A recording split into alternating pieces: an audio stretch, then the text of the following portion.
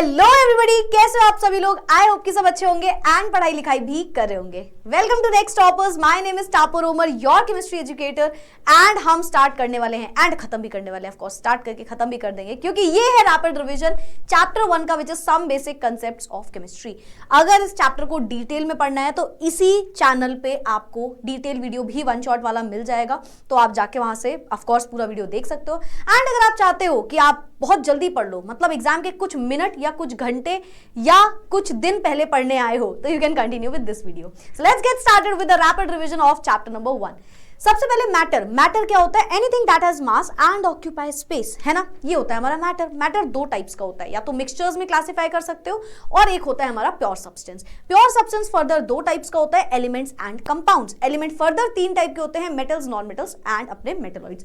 Elements क्या होते हैं? जो एक काइंड ऑफ एटम से मिलकर बने होते हैं। कंपाउंड्स क्या होते हैं? जो डिफरेंट डिफरेंट एटम से मिलते हैं फिक्स्ड प्रपोर्शन में। होमोजेनस मिक्सचर्स क्या होते हैं? मिक्सचर्स जो दो या दो से ज्यादा ऑफ कोर्स चीजों से मिलकर बने होंगे एंड उसमें यूनिफॉर्म कॉम्पोजिशन होगा, तो उसे आप बोलते हो होमोजेनस मिक्सचर।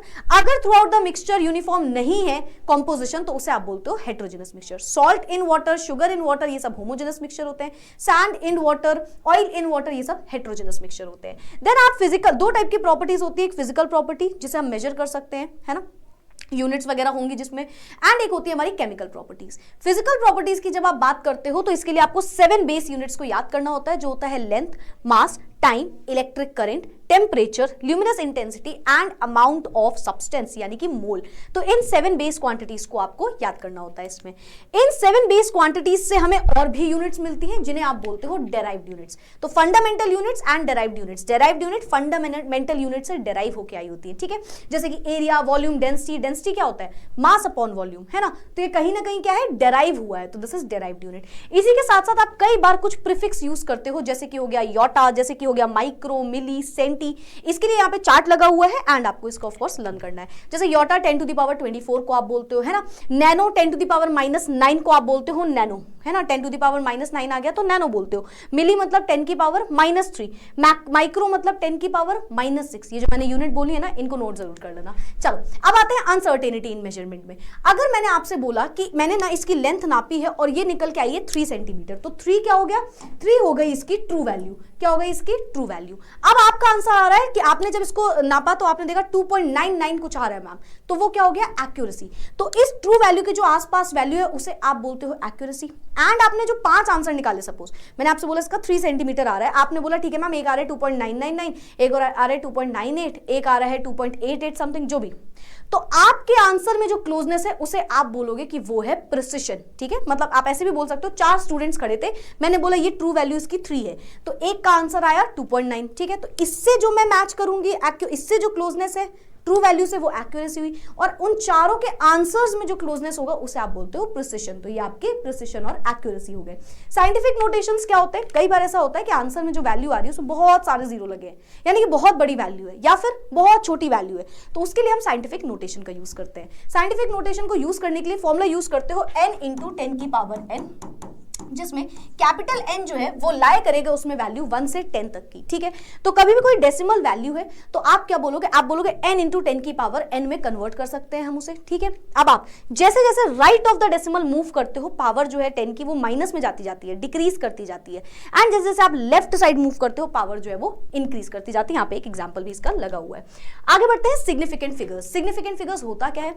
जैसे मैंने बोला 4.9 समथिंग कुछ है, ठीक है, तो 4 क्या है उसका? 4 हो गई उसकी सर्टेन डिजिट, एंड पॉइंट के बाद जो डिजिट है वो डाउटफुल डिजिट या अनसर्टेन डिजिट हो गई। तो इनका जो सम हुआ उसे आप बोलते हो कि वो एक सिग्निफिकेंट फिगर है। इसके लिए कुछ रूल्स होते हैं, जैसे कि जितने भी नॉन जीरो वैल्यूज होती है, ऐसी वैल्यू जिसमें जीरो नहीं आता, है ना, 28, 98, 97, 35 कुछ भी, ये सब के सब सिग्निफिकेंट होते हैं। सारे के सारे एंडिंग जीरोस जो होते हैं, जो एंड में आ रहे होते हैं डेसिमल के बाद, वो सिग्निफिकेंट होते हैं हमारे, ठीक है। जितने भी जीरो दो सिग्निफिकेंट के बीच में है, दो नॉन जीरो के बीच में, वो जीरो भी हमेशा सिग्निफिकेंट कहलाएगा। जैसे 207, इसमें 3 सिग्निफिकेंट फिगर है, ठीक है। फिर उसके बाद जो भी इनिशियल जीरोस होते हैं, स्टार्टिंग में लगे होते हैं, उसके पहले कुछ नहीं लगा, जीरो से ही स्टार्ट हो रहा है, तो वो जीरो अपने सिग्निफिकेंट नहीं कहलाते हैं। कभी भी 10 की पावर कुछ लगी होती है तो वो 10 की पावर सिग्निफिकेंट में काउंट नहीं होती है। कभी भी कोई एग्जैक्ट नंबर होता है 1 मार्कर, तो इसमें infinite number of significant figures है। 10 chairs, infinite number of significant figures है, ठीक है। राउंडिंग ऑफ में क्या होता है? राउंडिंग ऑफ में अगर मैं बात करूं तो अगर हमें वैल्यू कुछ ऐसी है कि सपोज मैंने आपसे बोला 2 सिग्निफिकेंट फिगर तक की वैल्यू लिखनी है आपको इन क्वेश्चंस में, 4 एग्जांपल लिए हुए हैं, तो अगर 5 से ग्रेटर वैल्यू है तो उसके आगे वाली वैल्यू में +1 हो जाएगा, ठीक है। अगर 5 से छोटी वैल्यू है, 5 से छोटी वैल्यू है तो आगे वाले में कोई चेंज नहीं होगा, आंसर एज इट इज रहेगा। अगर वैल्यू एग्जैक्ट 5 है तब क्या करें, तो उसके आगे वाली वैल्यू को देखो, अगर 5 है और एग्जैक्ट आगे वाली वैल्यू इवन नंबर है तो उस टाइम पे आंसर एज इट इज रहेगा। एंड अगर एक ऑड नंबर आ गया, अगर जो 5 है उसके पहले जो नंबर है वो ऑड नंबर आ गया तो उसमें हो जाएगा प्लस का 1, तो ये हमारा राउंड ऑफ हो सकता है। लॉस पे जानते हैं, जैसे हमने बोला केमिकल प्रॉपर्टीज होती हैं कुछ हमारी फिजिकल प्रॉपर्टीज, तो जो केमिकल रिएक्शंस है, केमिकल प्रॉपर्टीज है, वो कुछ लॉज में गवर्न हो रही होंगी, लॉस की वजह से हो रही होंगी, है ना, तो कोई लॉ लग रहा होगा उसमें। तो हमारे पास 5 लॉ होता है। Number 1 law of conservation of mass, जो कि कहता है एक रिएक्शन में रिएक्टेंट के मासेस का जो सम होता है वो हमेशा प्रोडक्ट के मासेस के सम के बराबर आएगा, मतलब कि मास जो है रिएक्शन में कंजर्व रहेगा, ना बढ़ेगा ना ही तो घटेगा, ठीक है। सेकंड होता है लॉ ऑफ डेफिनेट या कांस्टेंट प्रोपोर्शन। 3 बच्चों से मैंने बोला जाके पानी लेके आओ, एक टैप वाटर लेके आया, एक सी वाटर लेके आया, और अगर बहुत ज्यादा फास्ट लग रहा है वीडियो तो कम स्पीड पे चलाना, हाँ, एक टैप वाटर लेके आया, एक सी वाटर लेके आया और एक आरओ का पानी लेके आ गया, ठीक है। तो तीनों में ही अगर मैं बोलूं कि पानी क्या है, तीनों में H2O ही तो है ना, तो इसका अगर मैं रेशियो निकालूंगी, इसका प्रोपोर्शन देखूंगी बाय मास, तो कितना आएगा 1:8, या जैसे आप 2:16 बोल सकते हो, है ना। H2O 2:16 ही तो रहता है, या 1:8 ही तो रहता है ना। तो कांस्टेंट रहा इसे, तो नो मैटर किस सोर्स से वो चीज आई है, उसका जो मास है वो हमेशा कांस्टेंट रहा प्रोपोर्शन में, तो उसे आप बोलते हो law of definite proportion. Law of multiple proportion क्या होता है, जब 2 एलिमेंट्स आपस में कंबाइन करके 2 या फिर 2 से ज्यादा कंपाउंड बनाए, 2 एलिमेंट आपस में कंबाइन करें और कंबाइन करने पे 2 या 2 से ज्यादा, जैसे एक बार कार्बन मोनोऑक्साइड बना और एक बार कार्बन डाइऑक्साइड बना इसमें, ठीक है, तो इस टाइम पे जो मास होगा जिसका कांस्टेंट है, देखो इसका मास तो 12 ही रहेगा दोनों जगह पे, है ना, बस ऑक्सीजन का मास क्या होगा, यहाँ पे ऑक्सीजन का मास है 16 और यहाँ पे ऑक्सीजन का मास कितना होगा 32, है ना। तो 2 या 2 से ज्यादा एलिमेंट जब कंबाइन करके 2 या 2 से ज्यादा कंपाउंड बनाएंगे तो जो डिफरेंट मास होगा एक एलिमेंट का जो कि कंबाइन कर रहा है same mass of other element, वो आपस में सिंपल होल नंबर रेशियो बनाएंगे। क्या बनाएंगे, सिंपल होल नंबर रेशियो बनाएंगे। This is law of multiple proportion, ठीक है। लॉ ऑफ कंबाइनिंग वॉल्यूम, जिसे आप गे-लुसाक्स लॉ भी बोलते हो, ये क्या बोलता है कि जब गैसेस कंबाइन करती हैं तो वो वॉल्यूम में कंबाइन करती हैं, है ना। When gases combines they do so in volume, ठीक है। तो अगर आप टेम्परेचर प्रेशर सब कांस्टेंट रखते हुए बात कर रहे हो, गैसेस कंबाइन करी और वो वॉल्यूम्स में कंबाइन कर रही है, तो उनके जो रेशियो निकल के आएगा वो भी एक सिंपल होल नंबर रेशियो होगा। जैसे यहाँ पे 2:1:2 रेशियो आ रहा है, और ये सिर्फ गैसेस पे एप्लीकेबल है, तो अगर गैसियस स्टेट है तभी होगा ये, ठीक है। तो यस, नेक्स्ट होता है एवोगाड्रोस लॉ। मैंने आपको 2 कंटेनर दे दिए और मैंने बोला दोनों का वॉल्यूम जो है वो 10 है, 10 ml दोनों का वॉल्यूम है, वॉल्यूम फिक्स कर दिया, ठीक है, वॉल्यूम फिक्स कर दिया।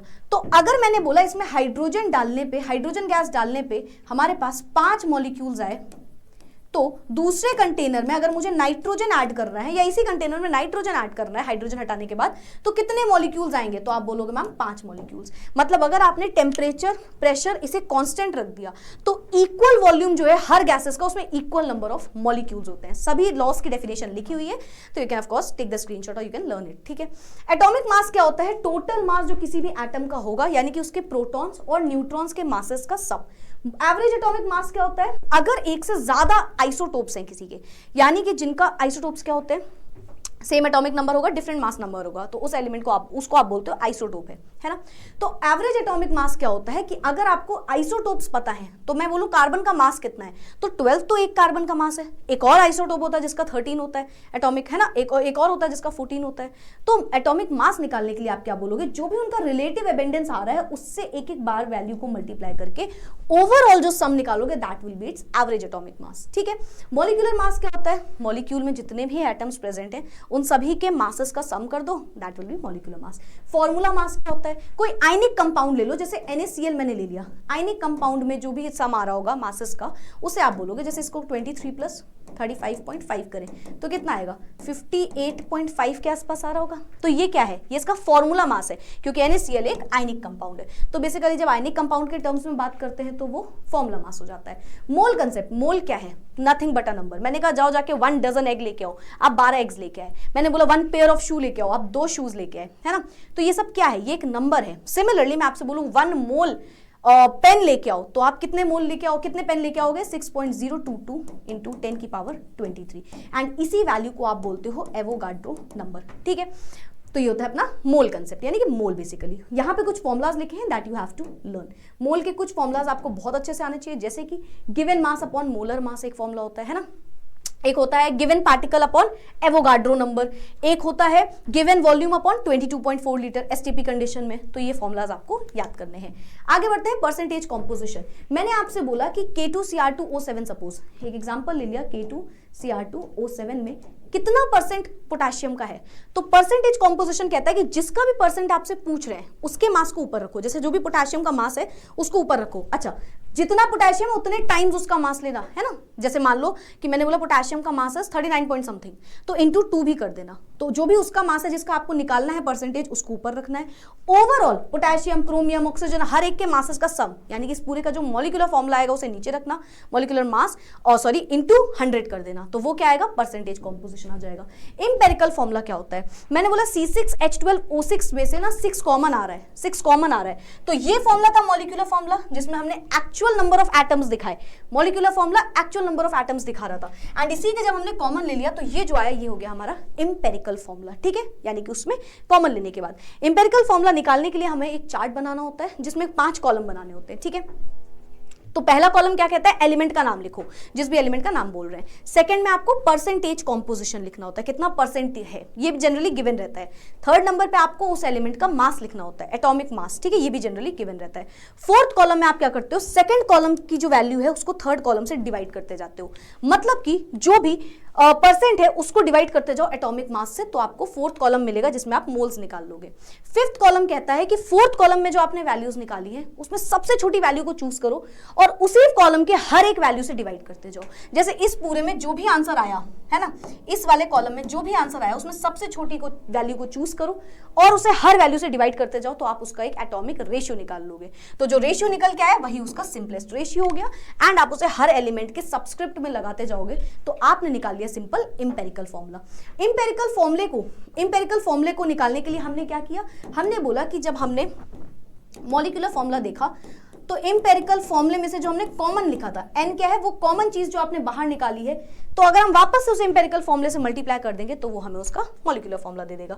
नेक्स्ट आता है कंसंट्रेशन टर्म्स में। कंसंट्रेशन नापने के लिए पहली चीज होती है मास परसेंटेज। ये क्या होता है, जितना भी मास है सॉल्यूट का उसे डिवाइड करो ओवरऑल जो सोल्यूशन का मास है, जिसमें सॉल्यूट और सॉल्वेंट मिला होगा, और 100 से मल्टीप्लाई कर दो तो मास परसेंटेज आएगा। मोल फ्रैक्शन क्या होता है, जितने भी जिसके भी मोल्स निकालने की बात हो रही है ना, मोल फ्रैक्शन में जितने भी मोल्स हैं सॉल्यूट के, या मान लो सॉल्वेंट के भी निकालने हो सकते हैं, तो ऊपर सॉल्वेंट रख देना, उसे डिवाइड कर देना पूरे सोल्यूशन में जो मोल्स हैं, यानी कि moles of solute upon moles of solute plus moles of solvent, या फिर moles of solvent upon moles of solute moles of solvent.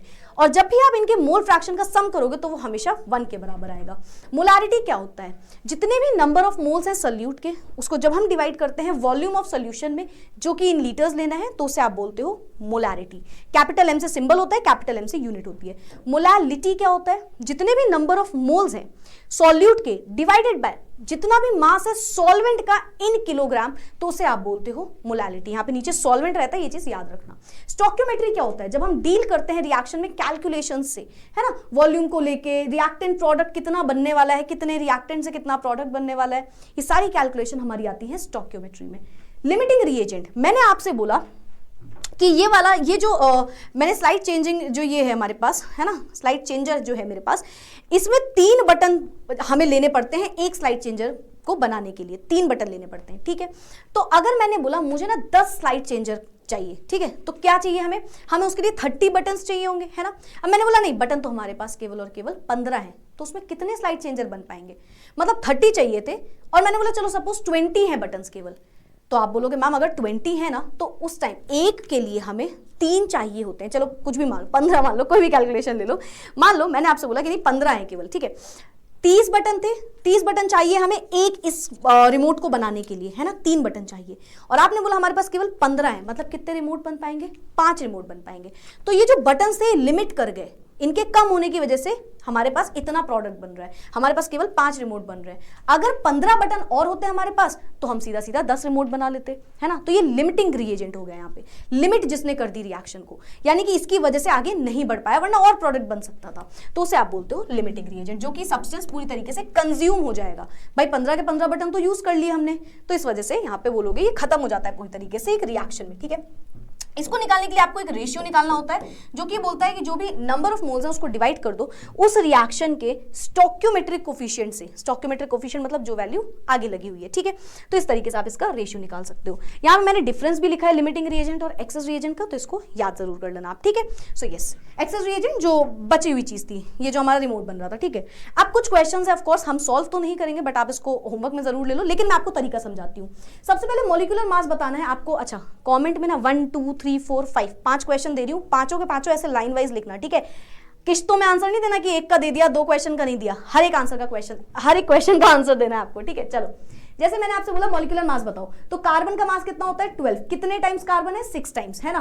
Plus hydrogen का मास होता है 1, कितने टाइम हाइड्रोजन है 12 टाइम। ऑक्सीजन का मास होता है 16, कितने टाइम ऑक्सीजन है 6 टाइम। तो ओवरऑल जो मास आएगा वो होगा उसका मॉलिक्यूलर मास। कंपाउंड में इतना हाइड्रोजन है, इतना कार्बन है, इतना क्लोरीन है आपको और मोलर मास भी दिया है आपको, देखो, है ना, मतलब मॉलिक्यूलर मास दिया है आपको। इसका इंपेरिकल फॉर्मूला बताना है, 5 कॉलम बनाना, उसमें लिखना एक जगह हाइड्रोजन, एक जगह कार्बन, एक जगह क्लोरीन।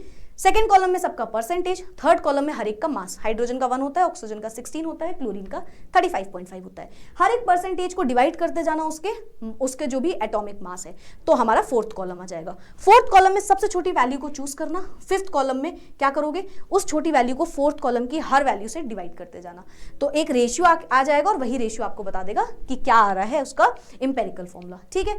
फिर उसके बाद इंपेरिकल फॉर्मूला होता क्या है, इंपेरिकल फॉर्मूले को n से मल्टीप्लाई करके मॉलिक्यूलर फॉर्मूला निकलता है ना। और जो मॉलिक्यूलर फॉर्मूले का मास होता है वो इंपेरिकल फॉर्मूले के मास को n से मल्टीप्लाई करने पे आता है, जो कि आपको गिवन है। तो यहां से आप मॉलिक्यूलर फॉर्मूला भी निकाल लोगे, ठीक है। अब हमें बताना है कितना वाटर प्रोड्यूस होगा जब हमने 16 ग्राम ऑफ मीथेन का पूरी तरीके से कंबशन कर दिया। CH4 में ऑक्सीजन मिलाते हो तो बनता है कार्बन डाइऑक्साइड और वाटर, ठीक है, ये बनता है। अब आपसे बोल रहा है 16 ग्राम मीथेन है, ये आपको दे दिया, कितना वाटर बनेगा, पहले रिएक्शन को बैलेंस कर लेना। तो बैलेंस करने में यहाँ पे आप 2 लगाओगे, यहाँ पे 2 लगाओगे, है ना। बैलेंस कर लिया। अब मुझे दिख रहा है कि 1 टाइम CH4 लेने से 2 टाइम H2O मिला मुझे, है ना। तो इसके नंबर ऑफ मोल्स निकाल लो, इसके नंबर ऑफ मोल्स निकाल लो। इसके नंबर ऑफ मोल्स का रिलेशन क्या है कि ये जब 1 मोल है तो वो 2 टाइम्स है, तो जितने भी नंबर ऑफ मोल्स आएंगे उसको इससे मल्टीप्लाई कर देना, तो आपको यहाँ पे वाटर का मास आ जाएगा। सोल्यूशन को प्रिपेयर कर रहे हो 2 ग्राम सब्सटेंस A में और 18 ग्राम वाटर में, कैलकुलेट करना है मास परसेंटेज। क्या करोगे, mass of solute divided by mass of solution. Mass of solution क्या है, ये है, ये मास ऑफ सॉल्वेंट है, तो मास ऑफ सोल्यूशन से डिवाइड करके 100 से मल्टीप्लाई कर लेना। कैलकुलेट करना है मोलारिटी। मोलारिटी होता है number of moles upon volume of solution in litres. Number of moles तो गिवन नहीं है, गिवन मुझे दिख रहा है कि कुछ मास है। नंबर ऑफ मोल्स निकालते कैसे हैं, given mass upon molar mass. Given mass हमें पता है, मोलर मास NaOH का आप निकाल ही लोगे, Na होता है 23, ऑक्सीजन होता है 16, हाइड्रोजन होता है 1, तो ओवरऑल मोलर मास निकालना। वॉल्यूम आपको कुछ गिवन है, बट याद रखना वॉल्यूम रखना है इन लीटर्स, तो यहाँ से इसकी वैल्यू आ जाएगी। That's it for today. That's all about some basic concepts of chemistry. Again मैं आपको बता दूं, अगर डिटेल में देखना है, थोड़ा सा रैपिड वाला था ये, जल्दी बोल दिया क्या बहुत ज्यादा कुछ लोग 2x पे देख रहे हो क्या, बता दो ना क्योंकि मतलब हो सकता है बहुत जल्दी बोला हो, बट ठीक है यार, लेट्स कीप इट रैपिड ना। खत्म, टाटा बाय बाय, फिर मिलेंगे अगले चैप्टर के साथ रैपिड रिवीजन में। Bye bye, take care and keep studying. Thank you so much everyone.